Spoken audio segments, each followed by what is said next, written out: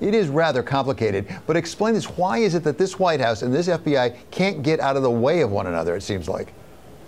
Well, first of all, the underpinnings of this House Republican memo aren't geared to Mueller, but perhaps to a alleged corrupt beginning of the Russia investigation by the FBI and DOJ, and the use of evidence to get a surveillance warrant, and whether they accurately depicted that evidence to a judge.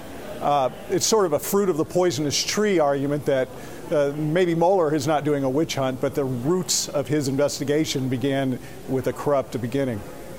But we have here Christopher Wray, who was appointed, after all, by this president, by Donald Trump. And at the same time, President Trump was overheard on the way out of the chamber last night, reportedly saying it's 100% likely he's going to release this memorandum. How does this get resolved? Well, the FBI director today said that he has grave concerns about the accuracy of this Republican memo, whether that's because it really is inaccurate or it exposes surveillance methods and sources, or whether the FBI is just embarrassed. I think the director is protecting his agency, which he is trying to oversee, even with the noise above him. Could the GOP face the danger of a letdown if this doesn't really live up to the hype? Yes, and we already see some members kind of backpedaling, moonwalking type on their claims that this is huge. Yes, and also there's a Democratic memo that has been delayed, its release, that will purportedly expose the errors that this House Republican document is rife or filled with. And of course, this coming at a time when the FBI is going through its own transition. We have the Deputy Director, McCabe, also resigning from his post.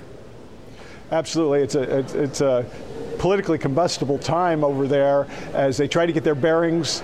And at the same time, Republicans are going after Mueller, using the confusion at the government's top law enforcement agency as a reason to undermine Mr. Mueller.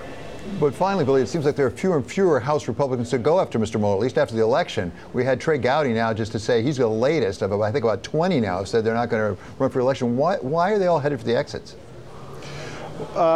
That's partly, obviously, polling, I guess, that shows that the president is not that popular, and some of those areas that could lead to losses where Republicans had been pretty secure. And it also, I think, many members are just worried about the tone of Washington, and they have other Mr. Gowdy probably wants to be a judge someday, and I think he's looking to his own future.